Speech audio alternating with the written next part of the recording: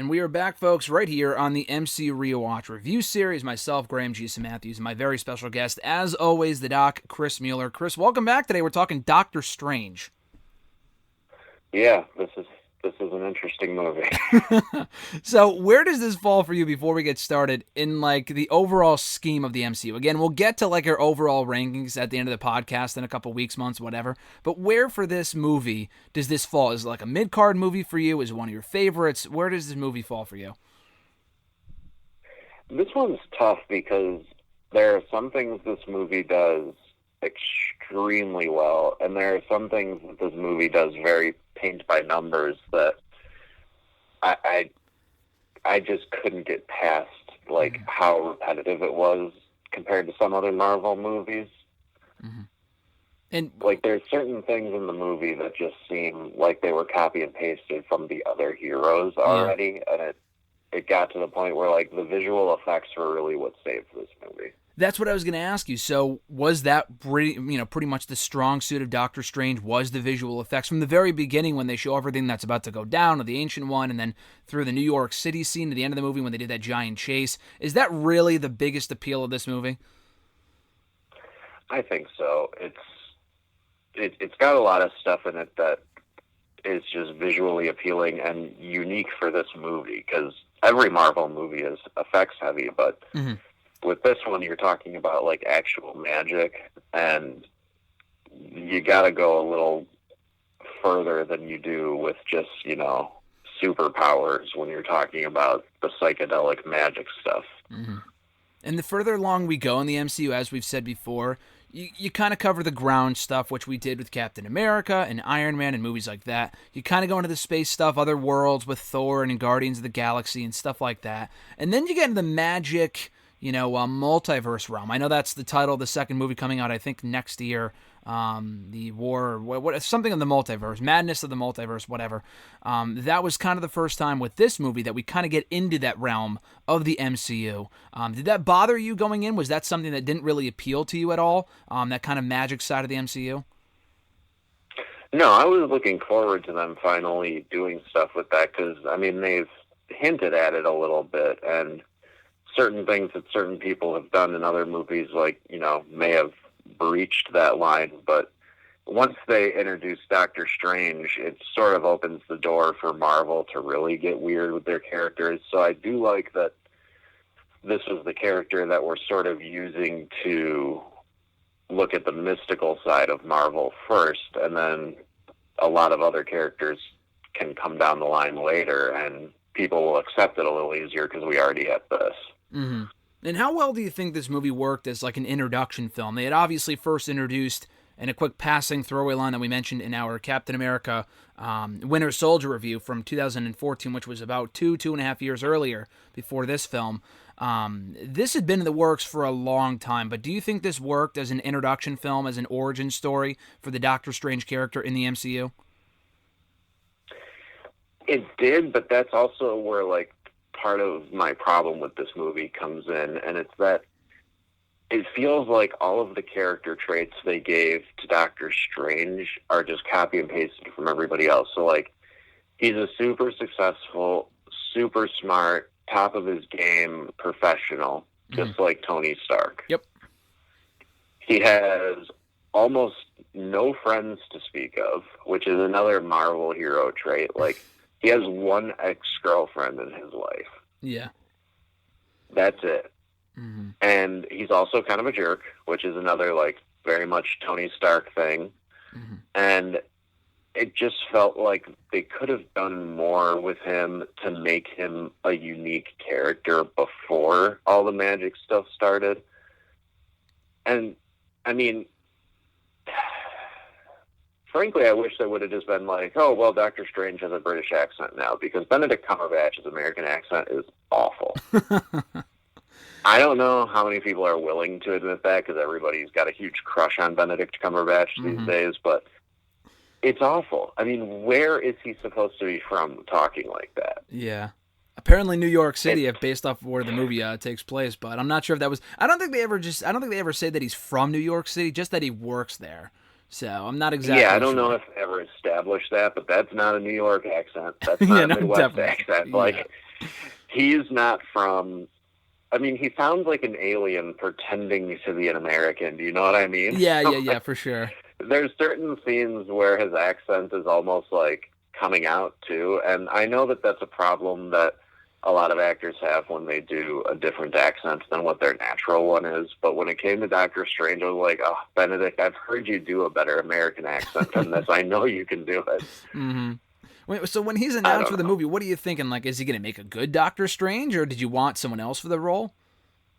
I mean, Benedict Cumberbatch is a great actor. Don't get me wrong. Like, I love him as Sherlock. And so that was my first introduction to him. And once I heard he was cast as Doctor Strange, I'm like, oh, well, he can do that kind of role well, because Sherlock is a very similar, like, you know, recluse, jerk kind of guy. But, yeah, there were just certain things about the way, like, the first half of this movie was written where I was like, oh, so the Marvel formula now is very clear. Like, there are certain traits that all these, at least for the male superheroes, they're all very similar. Like, yeah, there's just a lot of lonely, sarcastic jerks out there. Is it probably for the better, then, with that having been said, that they don't really explore the Stephen Strange side of his character at all beyond this movie? I feel like we only ever really see Doctor Strange from this movie onward. We don't really see that Stephen Strange character at all in the, coming movies. Yeah, I don't know how important it was to go into his backstory beyond the fact that he's like a brilliant doctor who's in a bad car accident. Now, Rachel McAdams' character is an important character in the comics. Her alias in the comics is Night Nurse, and she basically serves as like the medical professional that all of the off-the-radar superheroes go to when they're hurt. So I was a little disappointed that her character didn't seem as important as it should have. Yeah. Because, like, Rosario Dawson actually basically played that character in all the Netflix shows. Oh, okay. But it's a different character altogether as far as, like, her name, and she's never referred to as Night Nurse, but they give her that role of, like, Daredevil, The Punisher, Luke Cage, Jessica Jones. They all go to her at some point. So I was sort of hoping, like, oh, maybe Rachel McAdams is going to be introduced as somebody that anyone can go to, and maybe, like, halfway through the movie, we're going to see her secretly helping Falcon, like, with a broken leg or something. I don't know. And, like, yeah, she helps Doctor Strange at one point, but, like, that just even furthers my argument of, like, she's only there to be his ex, and they didn't give her enough of her own character. Yeah, I thought her role was interesting. Yeah, no, sorry, go ahead. Well, I'm just going to say that's something Marvel's been criticized a little bit for, is not treating their female characters with as much care as their male characters, and this is a good example of that. With Rachel McAdams, it's like you have a great actress who can do a variety of different things, and you're basically having her relegated to the role of, like, I'm going to yell at you because I'm your ex and I still care about you, or the girl who screams when something scary happens. Like, give her more to do, please, because she can do so much more. I thought we moved past that after the first few MCU movies, like with Betty Ross and the Hulk and people like that, where we talked about, many episodes ago about how they would introduce these female characters just to be there to be the love interest of the male counterpart, as you mentioned, and then we'd never see them again for the most part. They are bringing back Jane Foster, which is cool, for the upcoming Thor 4 movie in a couple of years, which is nice. But I highly doubt... And Peggy Carter was, like, a fully realized character with her own goals and missions. Like, why can't they do that? I don't know. That's just a complaint that I have about this movie, is how Rachel McAdams was used. But in terms of, like, an overall origin story, I mean, it is an effective origin story because by the end of the movie, you know exactly who he is. Yeah, exactly. And I think it's probably safe to say that we aren't going to see Rachel's character again in the second movie or at any other point in the MCU going forward. Is that safe to assume? See, I don't know. I mean, it's very possible that she'll be in the second one, because outside of the Sanctum, like, who does he really associate with? he's not friends with any of those Avengers guys. Mm-hmm. Like, that was a completely random team-up thing with them, and he didn't exactly get to bond with anybody because he died so quickly. Yeah, exactly. So it's like, you need somebody there to ground him a little bit, and also, if he's going to have a love interest, she is the best choice because she's already established as having been that before in his life. Mm-hmm. But I sort of hope Rachel McAdams' character does become one of those characters that bounces around from movie to movie doing things to help people in a medical capacity, because I think that it would just be nice to have a little bit of continuity with, like, oh, all these people kind of just go to one person because she's the reliable, like, I'll keep your secret doctor lady, you know? Yeah. No, I think that'd be a great role for her. I never really... First of all, I never heard about that. I never even knew that was what the extent of what the character should have been. But they kind of teased that after you said it. Now that I think about it, they kind of teased it a little bit. Like you said, she works obviously on Doctor Strange after he already becomes Doctor Strange. But then she also works on the Ancient One before she dies as well. So I don't know if they were headed in that direction and they just scrapped it, or do you know of any, like, maybe they realized, okay, she's only signed on for one movie, that's it, and that's why we won't do more with her? Like, do you know anything else from behind the scenes in that respect? I have not heard anything about her coming back. It doesn't mean that she's not. It just Sure. means that I haven't seen that detail. But it's very possible that Rachel McAdams might have other things going on and might not have time for Marvel. I mean, she is a great actress who's constantly working, so it wouldn't surprise me at all if there were conflicts that prevented her from filming. Yeah, I think actually it's funny you mentioned that too, because I guess when I was reading up on this movie, that I guess this movie's been in the works for a long time. Did you know that they were trying to make Doctor Strange into like a movie adaptation to a film adaptation dating back to like the 80s or something like that? I didn't know that. Well, yeah, and there actually, like, there was an old Doctor Strange that they made that was terrible. Oh, really? A Marvel one? Well, like, Marvel wasn't really a studio at the time, so I want to say it was a made-for-TV movie, so there was, like, no budget for it. Mm-hmm. And its connection to any other superheroes was minimal, because at the time, anytime the superhero franchise was made, that's the single superhero in that universe. Like, Christopher Reeve's Superman never interacted with Batman or even talked about him. He's, like, really the only superhero in that universe, so... Mm-hmm. I think it was sort of the same thing with that Doctor Strange movie, and I'm trying to remember. I gotta look it up. I'm trying to remember who played him. When did this come out? In the 90s? Late 80s or 90s. Holy shit, yeah, I never heard about that.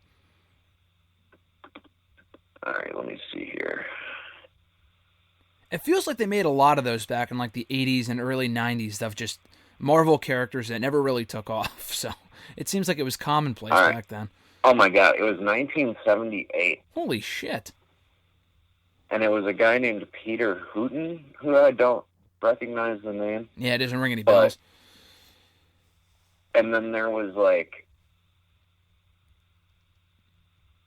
another Doctor Strange movie that almost got made in the 90s. Mm-hmm.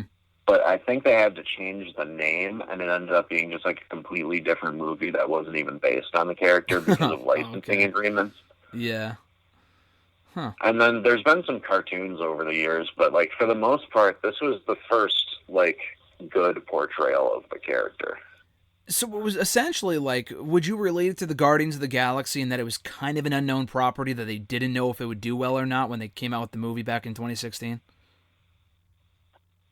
I think maybe hardcore comic fans probably were more familiar with them than they were the Guardians. Mm-hmm. But, yeah, for the general public, Doctor Strange is a character that, like, unless you recognize him from one of the old Marvel cartoons, you're probably going into it blind, which is good. I think it's good that Marvel is using a lot of the characters that people aren't so familiar with, so it gives them that freedom to say, like, okay, we can create this character as we want, and we're not beholden to what these expectations everybody has are. That makes sense. Did it do well? I mean, I know all the Marvel movies do well box office wise, but was it one of the better ones in terms of, like, how much money it made? Oh, well, this one made roughly 675 million, so it's kind of like a mid-card movie. It's Okay. a little less than the first Guardians movie, which was over 700 million, but it's more than like the first few Marvel movies that were in like the 300 to 400 million range that, weren't quite this giant MCU blockbuster world yet. So Yeah. it made its money, and it made good money, Yeah. but it's not an Avengers level franchise. Mm-hmm. Yeah, it just seemed like, I mean, it was a good movie coming off of Civil War that had come out, I want to say 6 or 7 months before this. By this point, as you kind of mentioned, MCU was already well established. If you knew there was a movie coming out, you probably knew it was going to be good.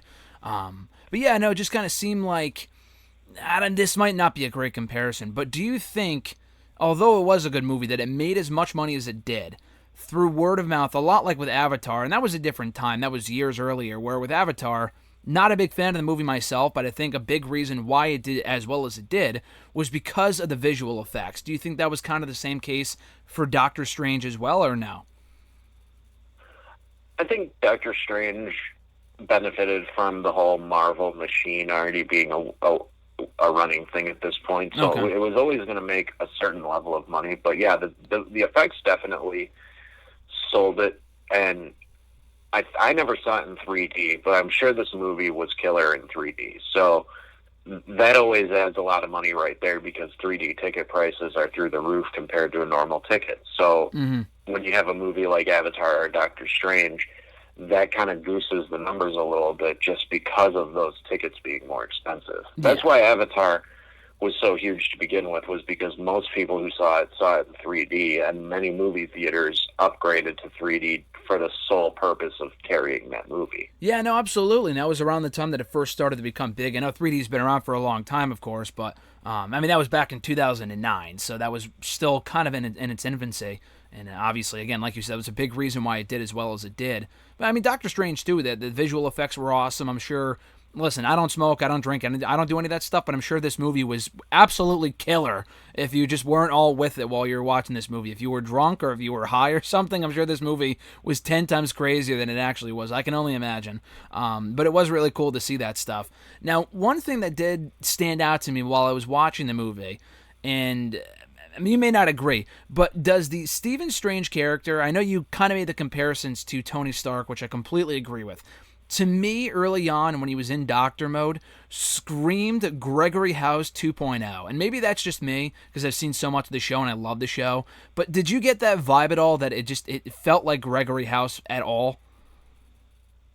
Yeah, and that's another common doctor thing. It seems like there's a lot of shows about know-it-all doctors these days. Yep, definitely. And House was definitely like the first one to be huge. And I watched a lot of House too. I liked it for a while. And yeah, there's definitely quite a bit of inspiration for the character. I would say Strange isn't as much of an outright asshole as House. Like, Yeah, definitely.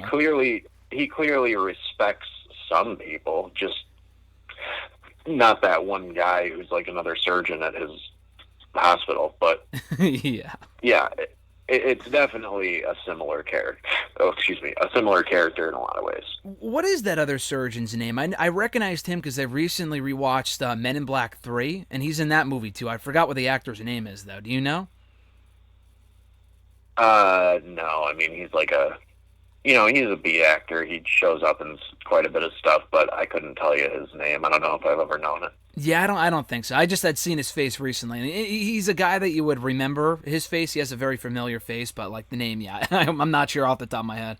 So we have the I introduction. think he usually has a beard when I see him, and that may be what's throwing me off. Maybe. 'Cause he doesn't in this. In Men in Black, he didn't have a beard. I just remembered his face and specifically his eyes. I'm like, oh, okay, that's the same guy. He looked, almost exactly the same. But yeah, and I just didn't know what his name was. So in the movie itself, we have the introduction to the Time Stone. Maybe I'm missing something. Did they ever call it the Time Stone in the movie? They call it the Key of Akimoto, whatever. Did they ever actually call it the Time Stone in the movie?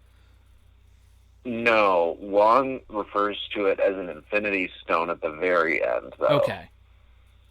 So, like, I think Strange is asking him a question about it, and he just says the term Infinity Stone, and Strange kind of looks at him funny, but yeah, it was never referred to overtly as the Time Stone, but just because of the type of power it possessed, it was pretty obvious what it was supposed to be right away. So we talked about the Infinity Stones, the status of each one when we reviewed a couple of weeks ago the Age of Ultron movie, when we see Thor, he has that vision about the Infinity Stones, and he can visualize 4 of them, the other 2 being the Soul Stone and the Time Stone. This came out about a year and a half later. I don't want to say it was random. Did you, when Ultron came out and people are speculating, oh, what happened to the other 2 stones? Obviously, we didn't find out what happened to the Soul Stone until even, further later, until Infinity War. But with the Time Stone, did it make sense to plug into this movie? Did it feel forced to you at all? Because it didn't really feel like it would fit into any of the other movies that were coming out around this point. Did it feel like a natural progression of the Infinity Stone saga for it to be in this film specifically? I think it made more sense than if they had tried to stick it in Spider-Man. That's what I was thinking, yeah. The ability to control time is definitely a very magical ability, and so putting it in the movie about magic makes the most sense. Mm-hmm. But I don't know if, because Doctor Strange is one of those comic characters I wasn't very familiar with before the movie and stuff, so I couldn't tell you if that's actually an Infinity Stone in the comics. Like, the Tesseract isn't in the comics, it's a different thing. Yeah. I don't know if the Eye Agamotto is supposed to be or not, so it may have just been shoved in there like, oh, this is another MacGuffin that's going to be in this movie, we'll just make it green and make it an Infinity Stone, and Bob's your uncle. But it's a good storytelling device for that purpose, so I didn't mind it. No, yeah, I didn't mind it. It just kind of seemed weird. Like you said, we have that throwaway line from Wong at the end of the movie about how it's an Infinity Stone and whatever. And other than that one quick mention, which I completely forgot about until you mentioned it, you would never really know. Did they even show it in its stone form? I know it's enclosed in that case. Did they actually even show the stone on its own in this movie? I don't think so, right? No, it never comes out of the eye until Benedict hands it to Thanos. Okay, yeah, exactly. So, I'm not overly familiar with the comic stuff, as you had mentioned, like we're not sure. I would think, if I had to take a guess, it probably wasn't supposed to be an Infinity Stone. It just kind of fit the narrative that they were going for and just plugging it into a certain movie. It didn't feel too out of place. It just kind of felt odd that it wasn't a bigger deal, because we're coming off of Ultron and all these other movies where everyone wants the stones because they know what they can do. And Caecilius, doesn't want it for that purpose. He wants it for something else completely different. He's not saying, like, oh, it's an Infinity Stone, I can use this to give to Thanos, or I can use this to destroy the world, or whatever. It just kind of seemed to serve an entirely different purpose altogether. But speaking of Wong, though, how did you like the progression of the relationship between Wong and Strange in this movie? How Wong goes from just being, a very straightforward character to then kind of becoming not Doctor Strange's sidekick, but he kind of develops a funny comedic relief side to his character later on, with the whole Beyonce mention, which was great. What were your thoughts on that relationship in the film?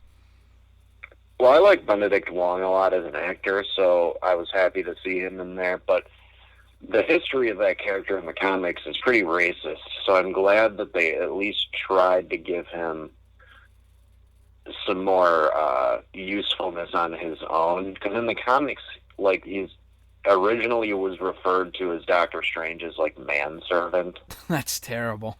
I mean, this was written at a time when Asian culture was still very, very, very mocked and portrayed terribly in American media. So the fact that they cast, a good actor and they gave him more to do than just being Doctor Strange's friend made me happy.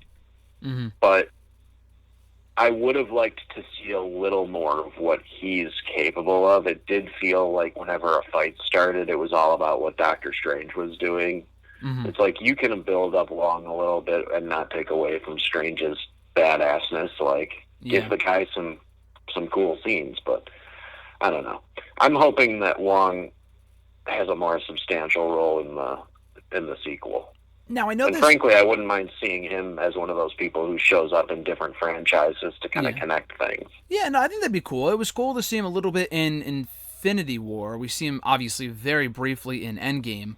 But yeah, no, I thought he was good, and I agree. It not just goes for Wong, but I think that goes for, as we mentioned earlier, Rachel McAdams' character, and just, I don't know, I know this was supposed to be an origin story for Doctor Strange. The movie comes in at a little less than 2 hours. Maybe it's because I'm just used to a lot of the Marvel movies being 2.5 hours.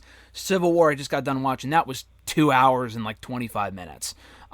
Did you feel that the movie was rushed by any chance, in the sense that, like, a lot of these characters don't really get as much time as they should? It's all about Doctor Strange, which is fine, but like even his transformation from becoming a doctor who knows nothing about magic to then becoming literally a full-on master within an hour of the movie. I guess there's obviously some sort of time frame there, like a time jump or whatever. But did you feel the movie was rushed with, how little progression and development some of the characters get beyond Doctor Strange?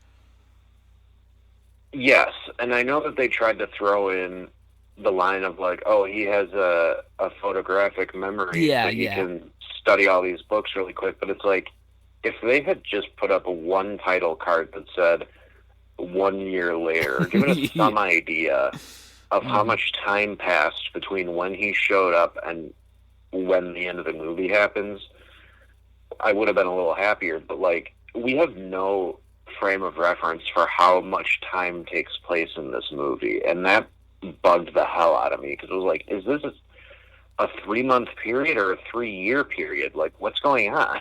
It made no sense. Yeah. And I think that's one of the only things that this movie like really failed at, was establishing a time frame. And maybe they did that on purpose, because they're like, well, we don't want to write this as like, he was definitely doing this at this point, because maybe we'll have the character used for something else. But you got to give us something. Mm-hmm. Otherwise, like you said, it looks like he just comes in and becomes the greatest magician ever in a matter of days or something. Yeah, no, it's bizarre. Maybe it's just because also we're so used to hearing, like, in a lot of these Marvel movies, they're so aware of, like, okay, so if it comes out, for example, the first Avengers movie came out in 2012. The movie takes place in 2012. They usually make a note to say, oh, it's, 2011, or it's 2015, or blah, blah, blah. Or like, this was 3 years ago when the first Iron Man movie came out.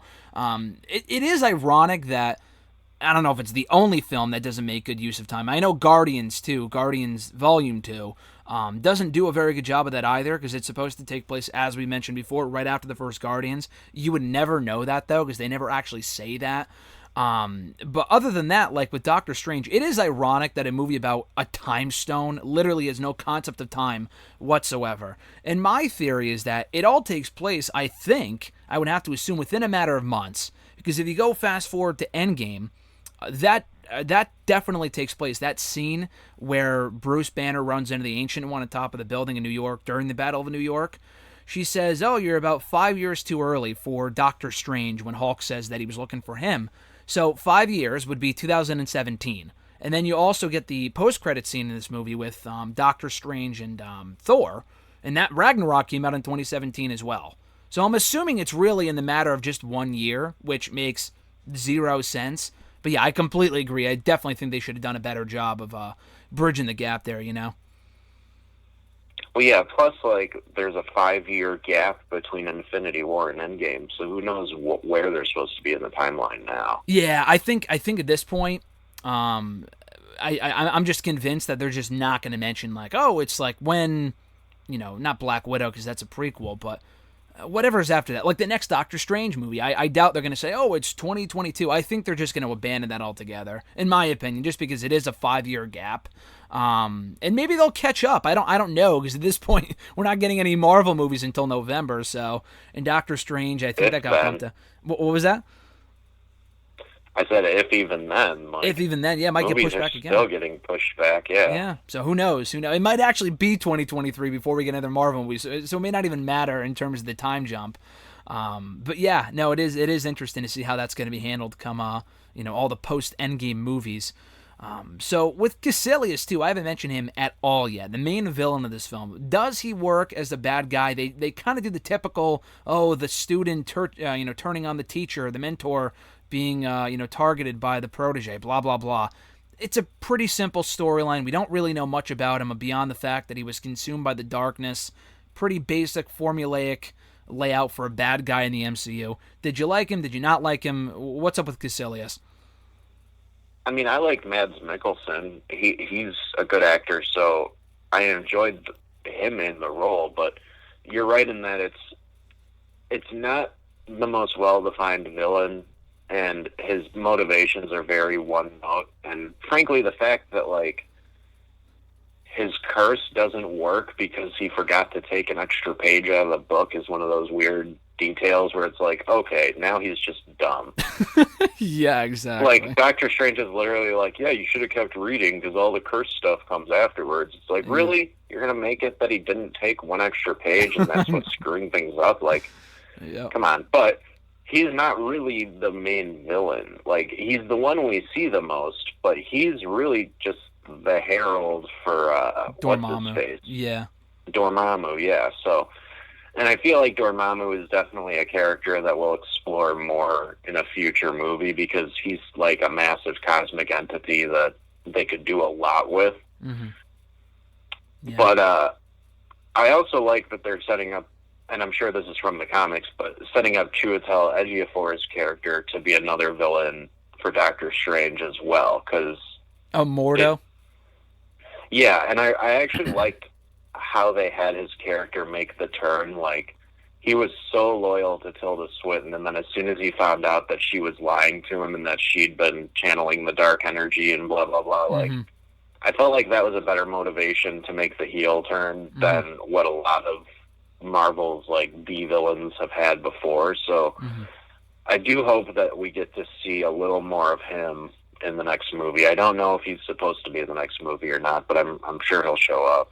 I completely agree. That was the next thing I wanted to bring up that I wrote down here, that I thought his descent into the darkness was so well done, because it's not just like, oh, I'm turning into a bad guy because I'm turning into a bad guy just for like the sake of it, just to swerve people. The way that it was done, the way that it was foreshadowed was really well done. And he had like legitimate reasons to go to the dark side, to turn heel. I thought it was great. And then we get that post-credit scene of him taking the power back from the guy that had healed himself with the sorcerer's energy, whatever. And yeah, I mean, again, from a storyline standpoint, from an on-screen standpoint here, what has that guy been up to for the last 5 years? And the next Doctor Strange movie comes out, I think, next year, as of right now anyway, as we speak. What are we supposed to think that this guy's been up to for 5 years now? That Doctor Strange is just like, oh, Mortar left, like, whatever. He just retired like Hawkeye. Like, really, what are we supposed to think that where this guy went to? Is that like a Thanos thing where it's like he's been looming in the background this entire time and we aren't supposed to question it? I mean, maybe he got, like, snapped away, too. I don't really know. Yeah. I mean, but even before then, though, I mean, it's been a year and a half between movies, so I don't know. Who knows? But I thought that was great, though. I thought he did a great job. Again, like you said, I really know nothing about the second film in terms of, like, who's going to be in it. I know it's supposed to be about, like, the whole darker dimension thing. We kind of talked about that when we reviewed Ant-Man, I think, a couple of weeks ago. But, we'll see. We'll see what's in store for the movie and whatnot. But also in terms of, like, casting choices, if Rachel McAdams is going to be brought back, I would be surprised if he wasn't brought back at some point, because it's not like one of those teases like we've talked about before, the guy from Ant-Man or the leader from the Hulk movie, where it's like you get a quick glimpse. It's like, oh, they might be just planting the seeds. They didn't just plant the seed with not Dormammu, what's his name? Dormo. Very confusing names. They're very much the same thing. With Dormo, they don't just plant the seeds. They plant the whole friggin' tree here with Dormo, and like they heavily tease a heel turn several times, and then he's in the post-credit scene. So like there's no way that they can't bring him back at some point, right? I mean, he's an important character to Doctor Strange, so yeah, it feels like it's necessary, even if he's not the main villain of the next movie and they save him for like a third Doctor Strange down the line, it's still a good idea to bring him back at some point. You can't just leave that dangling thread of an evil sorcerer going out there stealing magic. Yeah. No, I like that. I like his motivation too. Oh, sorry, what was that? I was just gonna say you can't bring that character in and then not address him ever again. Yeah, no, exactly. And he has a great motivation, too. He was like, oh, there's too many sorcerers in the world. And it's like some random dude, some random doctor who messed up his hands can all of a sudden just become a sorcerer. Then why can't anyone else? So it's cool to see him, like, he has a real reason for becoming a bad guy, which is cool. The other thing I wanted to mention was, what did I write down here? Oh, so when the Ancient One dies, I thought that was a pretty dark scene. So she goes from, I don't know if it was an important building, but she falls from the top of a building in New York City, crashes through this pane of glass, and lands right down on the pavement. And like they show the whole fall and everything. It wasn't one of those things like we're in the MCU where you're kind of made to think, oh, they die, or like we don't see it, but we hear it. No, they actually show her falling from the building, flat down out of the ground. That was a pretty dark scene, though. Yeah, it was a little more violent, but I think they needed something that was like, oh, we can't just have her get a little injury that can easily be fixed by magic or the hospital. Like, they needed something definitive if they were going to kill her, and falling from a building of that height is pretty definitive. Yeah, no, that makes sense. And I'm glad they killed her off, not in like a way I didn't like the character, but it made sense with the story they were going for. And like you said, if she just got a minor injury, then what's, stopping her from just coming back and saving the day herself as opposed to Strange. So I did like that. You probably knew this. I did not until I looked it up. And this movie came out years ago, and I'm just finding this out now. Did you know that Dormammu was voiced by Benedict himself? I did not know that. Yeah, he's done a lot of voiceover work that I don't think people realize. Like, he was the dragon in the Hobbit movies. Oh, really? Benedict was? Wow. And then he was also, there's a show on Amazon called Good Omens, and he voices the devil in that. Oh, that's pretty cool. For all of like a minute and a half. So like, but yeah, he's got some voiceover credits to his name. I don't know if I knew before you mentioned it that he did that voice, but it doesn't surprise me to learn that. So I guess from what it had said, that he actually requested to do the voice of Dormammu. I don't know if they had someone else in mind, and we don't hear him for all that long, so it really doesn't matter that much. But I guess he requested to do the role because he wanted Dormammu in a way to be like the evil reflection of Doctor Strange, which actually makes a lot of sense. So I'm bummed that they don't make that more clear, that that's kind of what the character is intended to be. I know you mentioned earlier who's supposed to be like this, cosmic force and whatever, this cosmic entity, but just that little like detail, that attention to detail, that it could be just like himself but in a dark form, I thought was really cool, and I thought they could have done more to really emphasize that, Yeah, and maybe that's something they'll get into if they bring Dormammu back, but yeah, it's interesting that he would make that request, because it's not blatantly clear that it's him doing the voice. Exactly, yeah. So I thought it was interesting. What were your thoughts on the time loop ending? So essentially he beats Dormammu by just continuing to annoy the guy, and then he just gives up, and then he leaves. I didn't mind it, but what were your thoughts on it? It was okay. I mean, I'm not sure what else they could have done that would have been better. Yeah, it's not like he's going to beat him, Yeah, beating an enemy of that level of power, like, you obviously need to trick him somehow, but I felt like the final battle that was actually, like, out on the streets was pretty cool. So, I agree. So the whole thing with Dormammu, it's like, he's already just one big special effect anyway, so seeing him destroying Doctor Strange over and over and over in the time loop gives you an idea of his power without needing to show him destroying Earth. Yeah, no, I thought the whole scene, I'm glad you mentioned that too, the scene where they're in Hong Kong and he's doing the time stone reversed, and he's not just, being careful of things that are happening in real time. He's being careful of things that are actually being reversed in time, like the cars coming backward and not trying to get hit by that, and then all of Caecilius's minions and whatever. Like one of them got locked into like a tank, like a fish tank or something. That was cool. One of them got like pushed up against the wall due to the bricks going back into the building. I thought that was really well done. It was amazingly well shot. A lot of things to pay attention to, but visually made for just this awesome scene. So that's how he beats Dormammu, outsmarts him, whatever.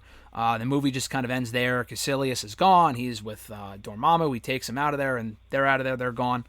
So yeah, that was kind of the end of the movie. Again, it was only 2 hours long. It's a quick, simple film. They established the character, going into other films that he's involved in, including Ragnarok. He's in Infinity War, of course, Endgame. One thing, I don't know if you noticed this, you probably did, but when we see him again, I mean, he's in Ragnarok, but when we see him again in Infinity War, when he does, actually, it might have been Endgame, when he's doing the one motion with his hands towards Tony Stark, saying that this is like the one future that they win or whatever, his hand is still shaking. So I'm glad that was one thing that they stuck with and they didn't just completely forget about, you know? Like, for example, what's her name? Scarlet Witch's accent, for example. Like, what the hell ever happened to that? Like, she's completely just butchered it, and then we never really hear that accent again. But with, like, the handshaking thing, he does such a great job of continuing to do it in future movies. Because they never really establish here saying that, oh, it's going to go away, it will go away, it won't go away. They kind of leave it open for interpretation, saying that it may or it may not. But clearly his hand is still shaking even years later. So I thought that was really well done as well. Yeah, and it's one of those details that, like, it could have also been because he was, like, in the middle of holding back a huge tidal wave. Sure, yeah. Like, he was under a lot of stress, but it is one of those little details that, like, it definitely adds to the character a little bit. I don't think they did that enough in this movie, though. It's like, once he starts studying magic, he never really talks about his hands being a problem again. Yeah, he does say, he's like, I can go back to my normal life, when he's talking with the Ancient One. I think right after she died, actually, and she's like, right before she died, she's talking to him outside, and she was like, oh, you can channel the energy, when she's revealing the secret to the guy that can walk now. And she's like, oh, yeah, you can fix your hands. And he's like, oh, I can, cool. And then she's like, well, you can, but the world would be way worse off if you did. Like, you're doing way more good in this role than you would be as a doctor. But, yeah, he doesn't really bring it up. I know he's trying to do the magic, and he thinks that he can't do it because his hands are all messed up. But after that one scene, it's like we don't really hear enough about the hands, and then it's just kind of like a forgotten trait of the Doctor Strange character from that point forward, you know? Yeah, I mean, I get that it was his motivational factor for seeking it out, but that was also, like, it was kind of a weak reason for them to take him in and teach him all these secrets. It's like, he should have had to prove himself a little more, in my opinion. I don't know. It felt like they just glossed over his selfish want a little too much. So he shows up, completely dismisses the idea of magic, is a complete asshole, and then they throw him out on the street, and then the only reason they invite him back in is because he was sitting on the steps for like 5 hours, showing that he was desperate because not that he gives a shit about the magic initially, it's because he wants to get his hands fixed. And that's the only way they can get him fixed, you know. Like, I know she could see the future, and she was saying like, "Oh, this was the only future that made sense," or something along those lines. But they really should have given more of of a reason for why they would just let this random guy in, when she literally just said before they let him in that she reminded him, or that he reminded her rather, of so much of Caecilius, the guy that just turned on her right before this. So that didn't really make much sense to me. Yeah, I don't know. It's definitely not a perfect movie, and there's a lot of things that I think they could have done better, but oh well. Yeah, and I thought it was still a good movie. Final two things for you. The post-credit scene, there's actually two. I thought it was interesting the Dormo one was actually the last post-credit scene, so it's not like it was a throwaway mid-credit scene. They saved that one for last, so they have to be headed somewhere with that. Maybe it's just because the middle one featured Thor in it, and they knew more people would stick around for that. That's probably why. But even still, I thought it was a cool scene. Clearly the same scene that they did again in, Ragnarok a year later. The interesting thing about the scene that I want to ask you about is that Ragnarok did not come out for literally a year later. And before then, we had Guardians. Before then, we had Homecoming. Do you think it was a bold move to give people a taste of what was not coming out for at least another year with Ragnarok? I mean, I think it was smart for them to do that while they had Benedict available, so they could set that up. But I don't think it affected anything negatively. It was just like, it's a teaser for the movie. That's what all the mid-credit scenes are now. They're just trailers for the next movie, basically. Yeah, pretty much. I just thought it was interesting because it's not like, with Ragnarok, actually, they did the exact same thing where they tease Infinity War and it leads right into that. Obviously, before that, we had Black Panther, but still, that was only one movie in between what they ended up going for with Infinity War. With this one, they have 2 more movies before they ended up getting to Ragnarok, so it was probably just more of a timing thing, but it was still well done. And then final question for you. I don't remember. I got to go back and watch Infinity War and Endgame again while when we review them soon. Do we ever see any sort of conversation between Doctor Strange and Peter Quill about music at any point? Because it kind of feels like something that has to happen at some point.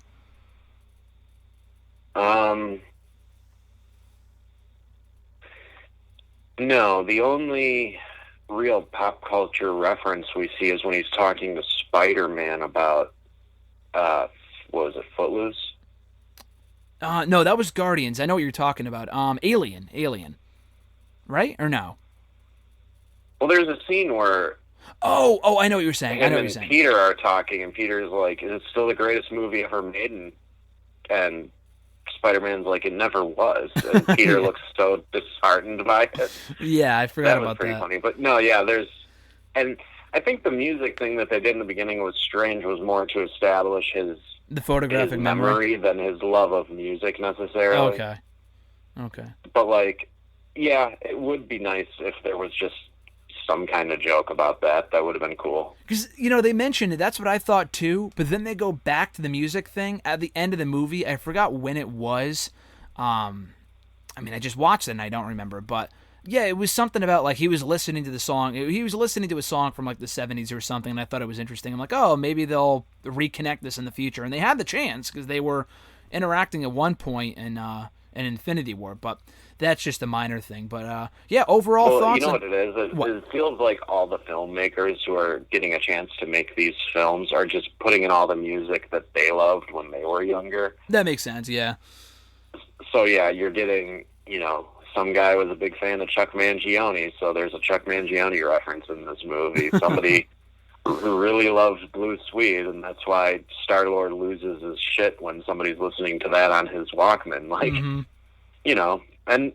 and that's what happens with these franchises when the fans grow up and start getting the job to take over. Like, J.J. Abrams made a bunch of Star Trek movies that, certain Star Trek fans don't like, but they're clearly the movies that he wanted to see when he was a kid. And same thing with all the Star Wars movies. Like, you have all these people who grew up as fans of these things, now they're in charge, so you're starting to see, like, how they viewed the characters versus how we viewed them. And it's an interesting thing to watch established properties get taken over by new people, because you never know what's going to happen with them at that point. Yeah, that's a good point. I never really thought about it like that, but we are in an age now where the people that are running these old franchises that have since been rebooted are the ones that were, in most cases, fans of the original franchise. So in some cases that can be a good thing, or in some cases that could be a bad thing. That's like if, obviously Triple H is next in line, but that's like if someone grew up watching WWE and then takes over for Vince McMahon in the future. Obviously they have the whole family thing right now, but I guess it would kind of be the same thing, right? Yeah, and I think in movies, these filmmakers clearly are attracted to projects that they enjoy, so you're going to see this a lot more in the future, where these fanboys of whatever franchise it might be, once they get the reins, they change it to what they wanted it to be originally. Yeah, and then again, some cases that could be good, some cases that could be bad. But as far as the music is concerned, at least it's good music, so I'm not going to complain. It's cool to see a variety. Yeah, I've heard some people call it like, they're like, oh, it's just boring, dad rock, and it's like, okay, I kind of get that because it's music from before you were born. Yeah. But at least they're picking classics that everybody knows. Yeah, exactly.